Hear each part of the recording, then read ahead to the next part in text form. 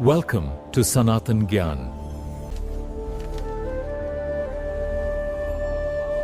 सनातन ज्ञान पॉडकास्ट में आपका स्वागत है। आज हम एक ऐसी घटना की बात करेंगे जो हजारों साल पुरानी है, पर उसकी गूंज आज भी सुनाई देती है।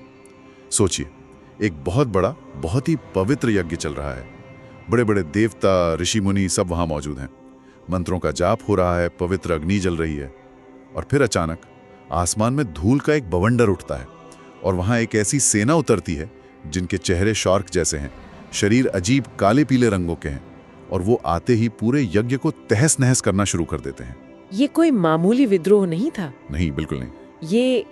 ये एक दिव्य क्रोध का विस्फोट था। तो एक पवित्र यज्ञ की ये हालत कैसे हुई, ये समझने के लिए हमें श्रीमद् भागवतम के चौथे स्कंद के 5वें अध्याय में जाना होगा। हाँ, जिसका शीर्षक है दक्ष यज्ञ का विध्वंस। और इसकी रचना की है महर्षि वेदव्यास ने। बिल्कुल। ये कहानी सिर्फ तोड़फोड़ की नहीं है, ये अहंकार, अपमान और उसके भयानक परिणामों की कहानी है। और ये हमें ये भी दिखाती है कि जब व्यवस्था मतलब सिस्टम ही अन्याय करने लगे तो उसका नतीजा क्या होता है। तो चलिए आज इसी कहानी की परतों को खोलते हैं और समझते हैं कि यहाँ तक नौबत आई कैसे। तो कहानी की जड़ में है दक्ष प्रजापति। और हमें समझना होगा कि दक्ष कोई वो मामूली राजा नहीं थे। हाँ, प्रजापति का मतलब ही है सृष्टि को आगे बढ़ाने वाले। बिल्कुल, उस समय के सबसे सम्मानित और शक्तिशाली प्रशासकों में से एक। उनका जो यज्ञ था वो ब्रह्मांड की व्यवस्था को बनाए रखने के लिए था। मतलब उनका अपमान करना या उनके यज्ञ को रोकना एक तरह से पूरी सामाजिक और दिव्य व्यवस्था को चुनौती देना था। हाँ, तो फिर ऐसा क्या हुआ कि उनके अपने ही दामाद भगवान शिव उनके विनाश का कारण बन गए। यहीं पर कहानी का सबसे दिलचस्प पहलू सामने आता है।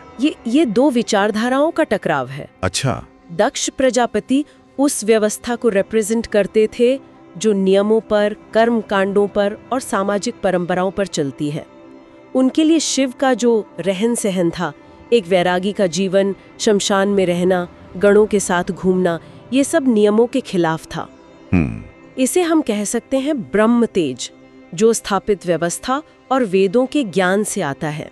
और शिव उस ब्रह्म तेज से परे हैं। वो शिव तेज के प्रतीक है, मतलब वैराग्य, तप और परम सत्य की शक्ति। तो ये सिर्फ एक ससुर और दामाद का झगड़ा नहीं था। नहीं, बिल्कुल नहीं। ये established order versus the ultimate reality का संघर्ष था। और इसी अहंकार में कि मेरी व्यवस्था ही सबसे अच्छी है, दक्ष ने उस यज्ञ में सबको बुलाया, सिवाय अपनी ही बेटी सती और उनके पति शिव के। हाँ, और सती वो बिना बुलाए अपने पिता के घर चली गई। ये सोचकर कि एक बेटी को शायद निमंत्रण की जरूरत नहीं होती, पर वहां उनका और उनके पति का बहुत अपमान हुआ, जिसे वो सह नहीं पाई, और उन्होंने उसी यज्ञ की अग्नि में अपने प्राण दे दिए। और यहीं से विनाश की असली शुरुआत होती है। बिल्कुल।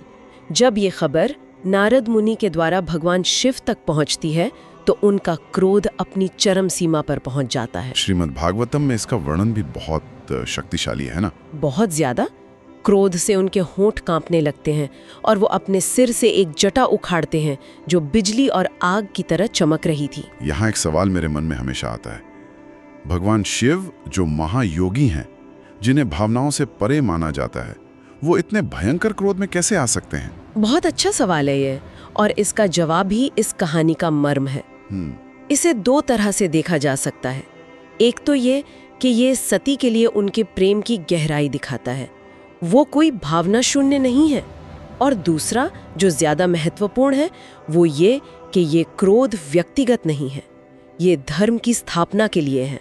अच्छा। जब व्यवस्था में अहंकार इतना बढ़ जाए कि वो निर्दोषों का अपमान करे और उन्हें मरने पर मजबूर कर दे, तो उसे नष्ट करने के लिए शिव के रौद्र रूप का प्रकट होना जरूरी हो जाता है। मतलब ये कोई पर्सनल टैंट्रम नहीं है, ये एक कॉस्मिक रीसेट है। बिल्कुल सही। तो उस जटा से क्या होता है जिसे शिव ने जमीन पर पटका था? उस जटा से एक विशालकाय काले पुरुष का जन्म होता है, वीरभद्र। वीरभद्र। हाँ, उनका शरीर आकाश को छू रहा था, चमक 3 सूर्यों के बराबर थी, 1000 हाथ थे जिनमें तरह तरह के हथियार थे, और उन्होंने इंसानी खोपड़ियों की माला पहनी हुई थी। बाप रे। वो शिव के क्रोध के साक्षात अवतार थे। वो हाथ जोड़कर पूछते हैं, प्रभु मेरे लिए क्या आज्ञा है? और शिव, जिन्हें भूतनाथ भी कहा जाता है, वो क्या आदेश देते हैं? वो कहते हैं, तुम मेरे शरीर से जन्मे हो, इसलिए तुम मेरे सभी गणों के प्रमुख हो। जाओ और दक्ष को उसके यज्ञ सहित नष्ट कर दो। और यहीं से हम वापस उस दृश्य पर आते हैं जहां से हमने बात शुरू की थी। हाँ, वीरभद्र और शिव के गण यज्ञ स्थल की ओर बढ़ते हैं। और वहां मौजूद लोगों को तो अंदाजा भी नहीं था कि उन पर क्या कहर टूटने वाला है। नहीं, बिल्कुल नहीं। वो तो यज्ञ में व्यस्त है।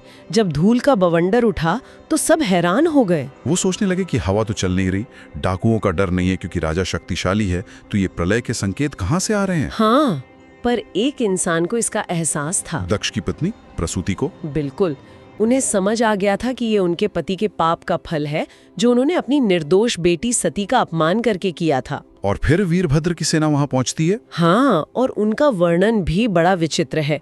छोटे कद के, काले पीले शरीर वाले, शाक जैसे चेहरों वाले गण वो आते ही यज्ञ के पवित्रता को भंग करना शुरू कर देते हैं। ये जो विनाश का तरीका है ये भी बड़ा सिंबॉलिक लगता है। मतलब ये सिर्फ मार काट नहीं है। नहीं, यज्ञ के बर्तनों को तोड़ना, अग्नि को बुझाना, यज्ञ वेदी को फाड़ देना, ये सब उस व्यवस्था पर सीधा प्रहार था जिस पर दक्ष को इतना घमंड था। एकदम सही।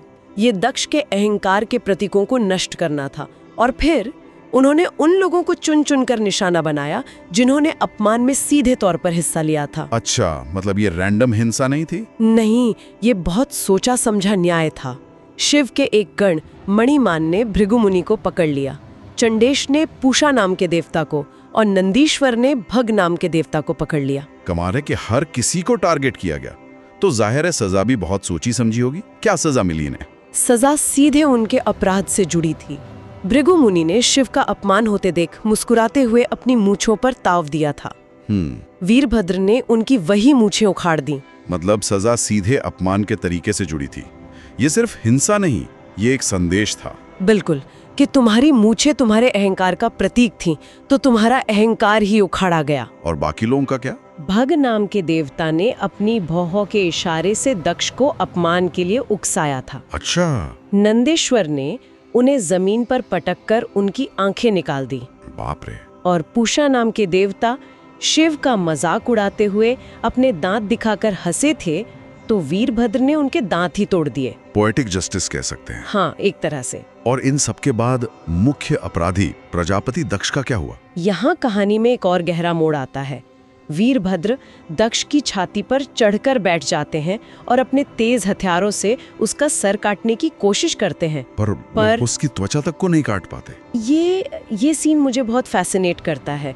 मतलब वीरभद्र, जो शिव के क्रोध से जन्मा एक सुपर ह्यूमन है, वो एक प्रजापति की त्वचा भी नहीं काट पा रहा। हाँ, इसके पीछे क्या प्रतीक हो सकता है? इसका मतलब बहुत गहरा है। दक्ष अपने यज्ञ और वैदिक मंत्रों के ब्रह्म तेज से सुरक्षित था। वो व्यवस्था इतनी शक्तिशाली थी कि उसे बाहर की कोई शक्ति तोड़ नहीं सकती थी। तो फिर उसका सिर कटा कैसे? वीरभद्र को समझ नहीं आ रहा था कि क्या करे। फिर उनकी नजर यज्ञ में पशु बलि देने के लिए इस्तेमाल होने वाले एक लकड़ी के यंत्र पर पड़ती है। अच्छा, वही यंत्र जिससे यज्ञ में पशुओं का सिर काटा जाता था। हाँ, वीरभद्र उसी यंत्र से दक्ष का सिर धड़ से अलग कर देते हैं। वाह! इसका संदेश साफ है कि जिस व्यवस्था और कर्मकांड के बल पर दक्ष खुद को सुरक्षित समझ रहा था, उसी व्यवस्था के एक औजार से उसका अंत हुआ। उसके अपने यज्ञ ने ही उसकी बलि ले ली। और दक्ष के मारे जाने के बाद उसके सिर को यज्ञ की दक्षिणी अग्नि में आहुति की तरह डाल दिया गया और शिव के गणों ने पूरे यज्ञ स्थल में आग लगाकर कैलाश की ओर प्रस्थान किया। एक महान यज्ञ का ऐसा विनाशकारी अंत। इस पूरी कथा से आज के जीवन के लिए हम क्या व्यवहारिक सीख ले सकते हैं? सबसे बड़ी सीख तो अहंकार के स्वरूप को पहचानना है, खासकर उस अहंकार को जो धर्म, ज्ञान या अधिकार से आता है। हाँ, दक्ष को भी यही लगता था कि वो यज्ञ करके ब्रह्मांड का भला कर रहा है, और इसी अहंकार में उसने शिव और सती के प्रति करुणा और सम्मान को भुला दिया। बिल्कुल। क्या आज भी हम इसे धार्मिक या वैचारिक कट्टरता में नहीं देखते, जब लोग अपने नियमों और विश्वासों को इतना ऊपर मान लेते हैं कि वो दूसरों के प्रति अमानवीय हो जाते हैं? एकदम। ये कहानी सिखाती है कि रिश्तों और आध्यात्मिकता में अहंकार को कभी भी ड्राइवर सीट पर नहीं बैठने देना चाहिए। बिल्कुल सही बात है। हमारे शब्द और हमारे कर्म, खासकर जब हम किसी अधिकार की पोजीशन में हो, तो उनका असर बहुत गहरा होता है। दक्ष ने अपने शब्दों से अपनी बेटी की जान ले ली। ये हमें सिखाता है कि कुछ भी करने या कहने से पहले उसके परिणामों के बारे में सोचना कितना जरूरी है। हाँ। तो अगर हम इस पूरी चर्चा को समेटें तो ये कहानी दक्ष के आध्यात्मिक अहंकार से शुरू हुई जो सती की मृत्यु का कारण बनी। उसके जवाब में शिव का वो लौकिक क्रोध जागा जिससे वीरभद्र का जन्म हुआ। और अंत में उस अहंकारी व्यवस्था का पूर्ण विनाश हुआ। हाँ, और इससे कुछ मुख्य बातें जो हमें याद रखनी चाहिए। पहली, जैसा हमने कहा, आध्यात्मिक अहंकार सबसे विनाशकारी होता है। दूसरी, क्रोध हमेशा एक नकारात्मक भावना नहीं होती। जब ये अन्याय के खिलाफ और धर्म की पुनर्स्थापना के लिए हो तो ये सृजन की शक्ति भी बन सकती है, जैसे वीरभद्र का जन्म। सही है। और तीसरी बात शायद ये है कि हर क्रिया की प्रतिक्रिया होती है और वो अक्सर प्रतीकात्मक होती है। हाँ, जिन आंखों से इशारा किया वो आंखें गई, जिन दांतों से मजाक उड़ाया वो दांत गए। बिल्कुल। और चौथी और सबसे गहरी बात, ये दो विचारधाराओं का संघर्ष है। एक तरफ नियमों में बंधी कर्म कांड वाली दुनिया, मतलब ब्रह्म तेज, और दूसरी तरफ नियमों से परे परम सत्य की दुनिया, यानी शिव तेज। हाँ, ये कहानी बताती है कि जब नियम और परंपराएं करुणा और सत्य से बड़ी हो जाती हैं, विनाश। तो उनका विनाश निश्चित है। ये कथा वाकई हमें एक बहुत गहरे विचार के साथ छोड़ जाती है। हाँ, और अंत में ये कथा एक असहज सवाल भी छोड़ जाती है। वो क्या? दक्ष का यज्ञ देवताओं को शक्ति देने के लिए था, जो ब्रह्मांड की व्यवस्था बनाए रखते हैं। शिव के गणों ने उस यज्ञ को ही नष्ट कर दिया। तो क्या कभी कभी व्यवस्था को बनाए रखने वाला धर्म ही इतना अहंकारी और अन्यायपूर्ण हो जाता है कि उसे नष्ट करना ही एक नया बेहतर धर्म स्थापित करने का एकमात्र रास्ता बचता है? हाँ, ये सवाल आज भी उतना ही रेलेवेंट है ना? बिल्कुल। इस गहन चर्चा में शामिल होने के लिए धन्यवाद। धन्यवाद। अगली बार फिर मिलेंगे एक नए विषय के साथ।